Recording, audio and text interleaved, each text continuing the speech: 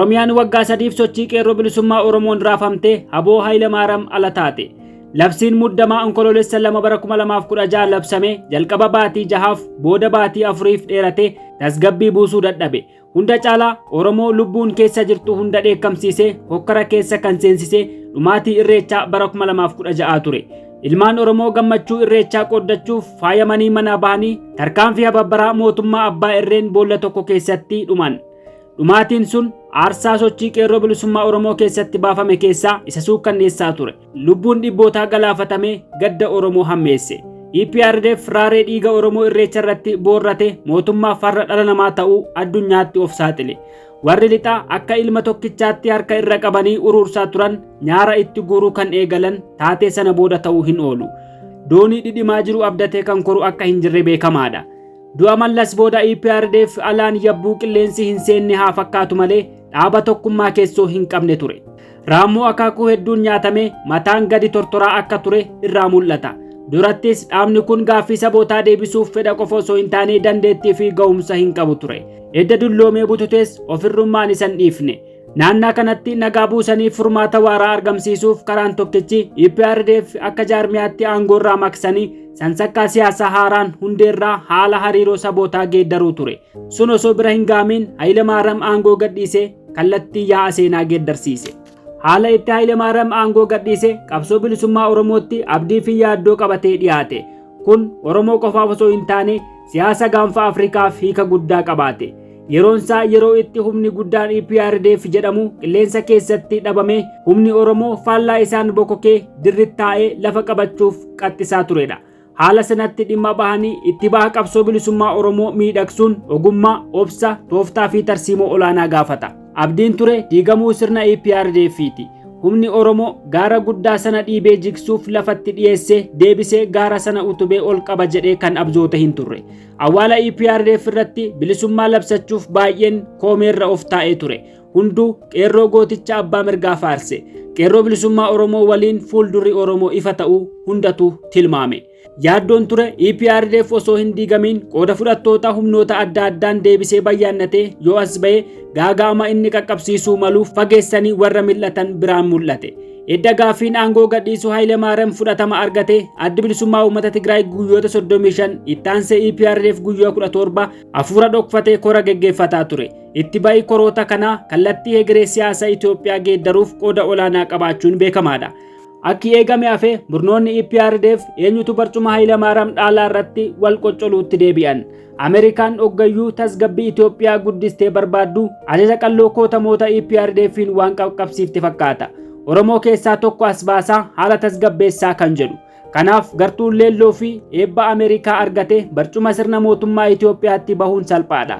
Oromoo keessaa tokko barcuma aangootti bahuun gaaffii Oromoo deebisa moo hin deebisuu gaaffii jedhu deebisuuf yaadni dhiyaate irratti hin falmamne. Dhaabonni siyaasaa Oromoo gadaa sadii oliif shaakala abbaa irrummaa EPRDF didanii qabsoo hadhaawaa geggeessaa turan fakkeenyaaf addi bilisummaa Oromoo hin mari'atamne. Mormitoonni kaanis akkasuma. Waan hundi guuboo EPRDF keessatti akka filatamutu filatame. Filannoon Ameerikaa imaammata hariiroo alaa biyyattiin gaanfa kanatti hordoftu irratti hundaa'e. Utuu Ameerikaan dhiibbaa barbaachisu EPRDF irra bulchite ta'ee marii hunda galeessaa qooda fudhattoota hunda hirmaachisu qopheessuun hireen egeree saboota biyya kanaa harka EPRDF baafamee fakkeenyaaf mootummaa yeroo ce'umsaa hundeessuun ni danda'ama ture. Akka hin eegamiin lammaffaan yeroo murteessaa sanatti qoccolloo qaamota Oromoo adda addaa gidduu deddeemaa turedha. Mooraan Oromoo buburree ture. Gartuun tokko gartuu OPDOtti waan hunda kennuu barbaade. Kootamoonni miidiyaa hawaasaa irratti akka meeshaa ujuutti of ilaalan biyyi nurratti jiguurraa imaanaa itti kennannaa jedhan. Xawalwaallonnii fi ayyaallallattoonni gartuu kanatti calalaman. Hojiin hojjetame gamaggamame bu'aa irra caalaa saba Oromoof of kennuurraa akka feetummaan burraaquutu karaa itti fakkaate. Gartuun biraa marii hunda galeessaa fi hundeeffama mootummaa ce'umsaa gaafate. Ejjennoon kun karaa adda bilisummaa Oromoo calaqqise.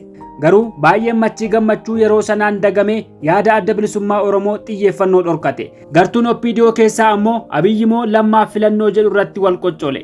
Booda OPDO'n teessee Abiyyi dabarsite. Tarkaanfiin OPDO kun boqonnaa eegala Abiyyii fi dhuma EPRDF siyaasa Itoophiyaa keessatti saaqe. Isa dura seenaan Abiyyi xiqqootu beekama.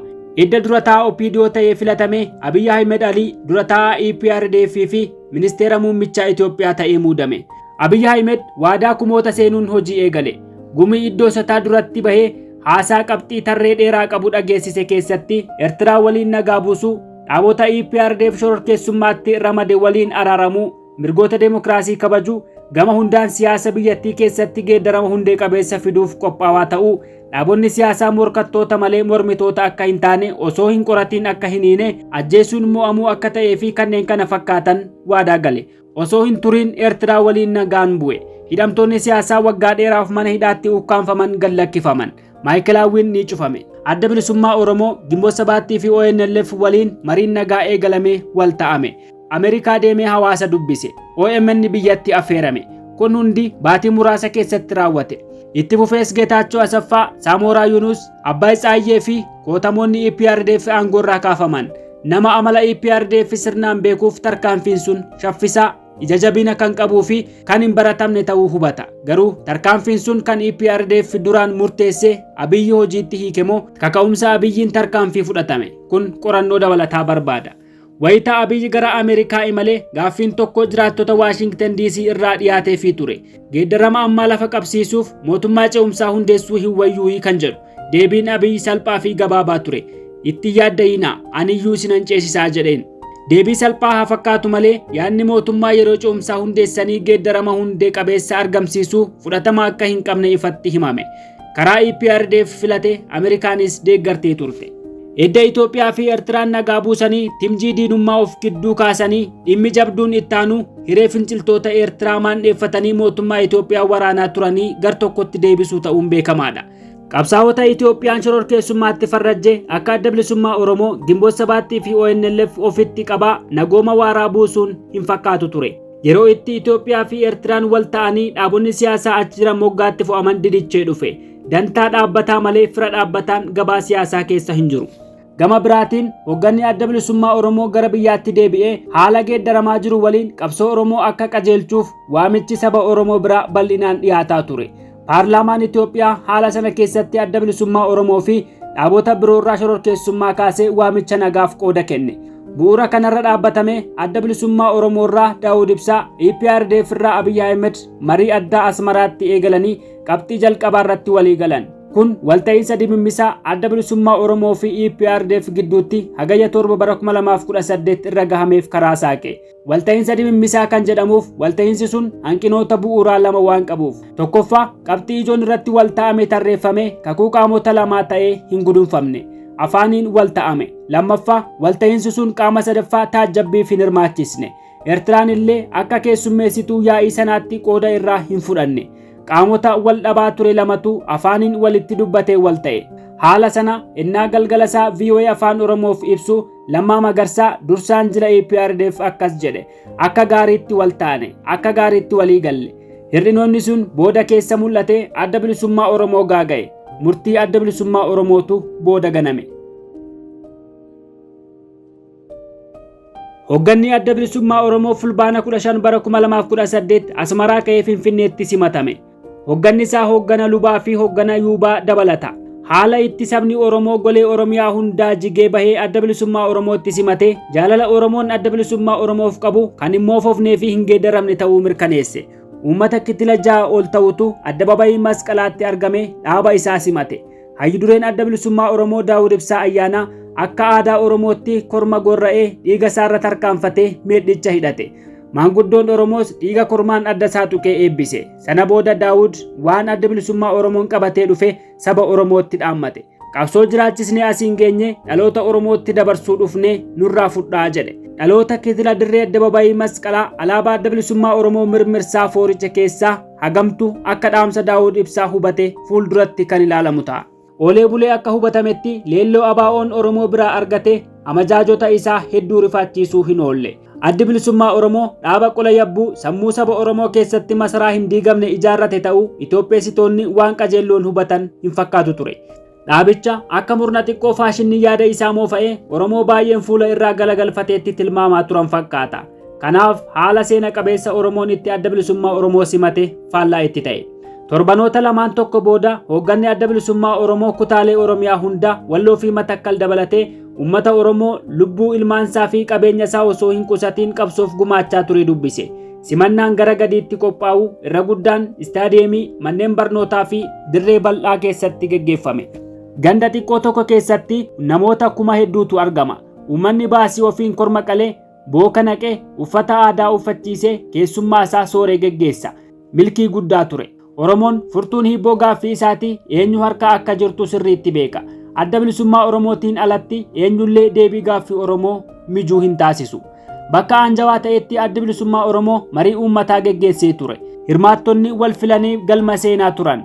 Baay'ee isaanii abdii fi yaaddoon irraa mul'ata. Yaaddoon isaanii waan lamarraa ka'a. Tokko amala mootummaa Itoophiyaati. Irra guddaan siyaasa Itoophiyaa seenaa gantummaatiin beekama.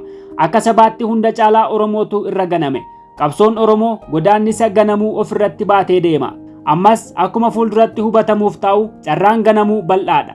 Yoo akkas ta'e addi bilisummaa Oromoo bineensa gowwaa boolla tokkotti sagal waraanamuun wal fakkaachuu danda'a. Gaaffii irra deddeebi'amee ka'aa ture keessaas inni addi bilisummaa Oromoo afaan guutee deebisuu dadhabee mootummaa kana ni amantuu gaaffii jedhu ture. Gaaffii akkanaaf addi bilisummaa Oromoo deebii tokkicha kennaa ture. Nuti mootummaa hin amannu, nuti isin amannee dhufne kan jedhu.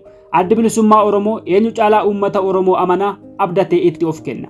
2. Dhimma waraana bilisummaa Oromoo ture. Hoogganaa adda bilisummaa Oromoo faana kan biyyatti deebi'ee waraana Eertiraa ture qofa. Baay'inni isaanii 1360 ta'a. Isaan akkuma dhufaniin mooraa leenjii Ardaayitaa seenan. Akka dhoksaatti gungumamaa turetti hiree waraana bilisummaa Oromoo humna ittisa uummataa ta'ee addatti ijaaramuudha. Koreen waloo adda bilisummaa Oromoo fi mootummaarraa walitti ba'u kaarikulama barnootaa waliin qopheesse sagantaa leenjisaa fi ramaddii isaanii hordofa. Koreen kun osoo hin ijaaramin hafee leenjiin jedhame karuma mootummaa itti fufe. Hoogganni adda bilisummaa Oromoo waraana leenjii galee dubbisuun iyyuu dhorkaa ta'e. Uummanni gungummii akkanaa gurraa qaba. Kanarraa ka'ee dhimma waraana bilisummaa Oromoo bosonatti hafanii cimsee gaafachuu jalqabe. Darbee darbee aariinis ni mul'ata. Waraanni bilisummaa Oromoo qawwee hiikkatamoo hin hiikkatu gaaffiin kun bakka hedduutti dhaga'ama. Haala itti seenamaa jirurraa ka'ame gaaffii kanaaf deebii quubsaan kennamaa hin turre. Hanqinni walta'iinsa Asmaraa inni guddaan dhimma waraana bilisummaa Oromoo irratti gad fageenyaan mari'atame. Waraanni bilisummaa Oromoo sadarkaan irratti mari'ate adeemsa keessa haala itti wal amantaan uumame furmaanni waaraan itti dhufurratti wal ta'amuu dadhabamuudha. Dhimmi ulfaataan kun koreen qaama lamarraa ijaaramuu fala itti haa kennuu jedhamee bulfame. Waraanni bilisummaa Oromoo ni hiikkataa fi hin hiikkatu irratti wanti wal ta'ame hin turre. Waraanni bilisummaa Oromoo waraana riphee lolaati. Wabii tokkicha riphee lolaan tokko amanatu ammoo hidhannoo mudhii isaarraa qofa.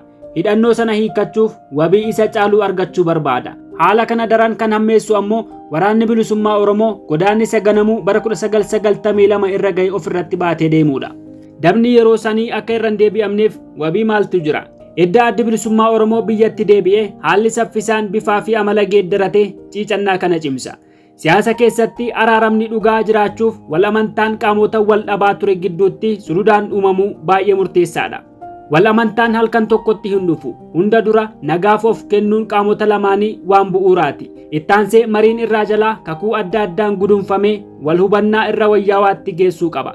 Edda addi bilisummaa Oromoo biyyatti deebi'ee dhiibbaan daddaffiin irra tuulame irra guddaan wal hubannaa fi wal amantaa kan hir'isan turan. Hoogganni adda bilisummaa Oromoo osoo Finfinnee seenee aara hin galfatin baatii 3 keessatti mootummaa humnaan fonqolchinaa jedhame komiin irratti dhiyaateefaa ture. Komii ajaa'ibaati. Hoogganni ofiifuu bakka qubatu dhabee akka kara deemaa hoteelatti marmaaree bulu akkam godhee fonqolcha mootummaa abbala. Hunda caalaa gabaan oduu abukaakkotaa bulluqsee akka hin taanetti hiikame ammoo gaaffii fi deebii Artist TV irratti Jaal Daawud Ibsaa eenyutu hiikkata eenyutu hiikkachiisaa jedhee dubbatee jedhamee turedha. Warra arrabni muka jiidhaa gogsuu danda'uuf dubbii kana gara fedhanitti haqaaqanii dhimma itti bahuun salphaadha. Kun hundi walitti ida'ame ganamumaan jireenya adda bilisummaa Oromoo gooluu jalqabe. Ciicannaan duraanuu ture jabaatee waraana bilisummaa Oromoo bosonatti hafan biraa kan mul'achuu eegalee edda haalli Finfinnee daddaffiin boora'uu eegaleeti jechuun ni danda'ama. Gungummii ijoollee qabbaneessuuf tarkaanfiin fudhatame hin turre. Faallaa kana dubbiin karaa qondaalota mootummaa miidiyaa irraa dhaga'amaa ture irra guddaansaa waraanni bilisummaa Oromoo hiikkatee galaa ergaa jedhu dabarsa. Araarri biyya kamittuu riphee lolaa tokko waliin taasifamu adeemsa nuffisiisaa fi obsa fixachiisaa keessa darbuu gaafata. Naamusa eegamuu qabu keessaa tokko dubbii faallessaa fi hammeenyaa miidiyaa irraa fageessuudha. Naamusni kun guutummaa guutuutti karaa qondaalota mootummaa cabe. Lammaffaa waraana riphee lolaa tokko hiikachiisu sochoosuu fi jireenya idileetti makuu yookiin DDR Disarmament Demobilization and Reintegration sansakkaa yookiin pirootokoolii keessa darbuu qabu hordofuun dirqamsiisa. Kun ta'uuf gama mootummaatiin haaromsa seektara nageenyaa ifaa fi mul'ataa geggeessuu gaafata. Haalli mootummaan Itoophiyaa itti ture kanarraa fagoodha. Tokkoffaa caasaan nageenyaa waraana, poolisii, dooyaa fi dhaabbattoonni keettoo adda addaa keessatti haaromsi akaakuu kamuu hin geggeeffamne. Lammaffaa sana bira hanga ga'amutti tarsiimoon wal hubannaa adda bilisummaa Oromoo mootummaa fi waraana bilisummaa Oromoo gidduu jiraachuutu irra ture. Silaa haala ulfaataan akkanaa ennaa uumamu dhaabbattoonni dimokiraasii qooda kennanii tasgabbii lafa qabachiisu. Gama mootummaan haala aanjawaa uumuuf fedhiin hin turre. Inuma waan adda bilisummaa Oromoo maqaatti dhahame moggeessuu, danquu fi cilee dibuutu filatamaa ture. Ofirra darbamee haala ilaaluuf qophii fi kutannoo akkasumas seexaatu dhabame. Ofittummaatu heddummaate. Akka Oromiyaatti dhuma bara 2018 keessa wantoonni baay'een duruu daandiirraa maqan. Komii itti dhiyaatu ofirraa faccisuuf adda bilisummaa Oromoo yeroollee dhabaa ture. Firaa fi alagaa keessaa kan itti duulus hedduu ture. Eenyuun ofirraa faccisee eenyuun dhiisa. Komiin irra deddeebi'amee dhaga'amu irra guddaansaa hogganni Finfinnee taa'ee ijoollee bosonatti ittisaa isa jedhudha. Keessumaa Daawud kanarratti komatame uleen dha'ichaa nama hundaa irra tuulame. Amajji 22 bara 2019 walgayii galma aadaa Oromootti qophaa'e irratti Jaal Daawud ennaa haala itti turame ibsu waraanni akka hiikkatee galuu har'uma ajaja dabarsii jedhamee gaafatame. Addaggummaa gaafa sana Daawud itti doorsifame caalaa kan nama saalfachiisu hin jiru. Gaafa sanaa kaasee adda bilisummaa Oromoo dhimma waraana bilisummaa Oromoo wal qabatu uummata Oromoo fi abbootii gadaatti dabarsee kennuu labse. Akkuma eegame murtiin adda bilisummaa Oromoo leelloo fi ciigoo keessummeesse. Adda bilisummaa Oromoo akka aadaa Oromootti dhimma ulfaataa sana abbootii gadaatti dabarsuun ulfina adda bilisummaa Oromoo sirna gadaaf qabu mul'ise. Kanaaf leellifame. Gama biraan ammoo waraana ofii leenjisee bulchaa ture qaama dhimmi hin ilaallannetti dabarsuun karaa hin turre jedhamee itti baacame. Koreen teeknikaa dhimmoota waraana bilisummaa Oromoo wal qabatu akka xumuruuf abbootiin gadaa utuban amajji 24 bara 2019 magaalaa Ambootti walgahii uummataa waamanii karoora sochii fi dirqamoota adda bilisummaa Oromoo fi mootummaarraa eegan karaa Jawaar ibsan. Jawaar koree teeknikaatti filamuunsaa karaa hedduun dogoggora ture. Kan Baqqalaa Garbaas akkasuma. Koree teeknikaa keessatti hammatamuuf ulaagaa lafa kaa'ame keessaa tokko himbaabsummaa fi dhaaba siyaasaarraa walaba ta'uu ture.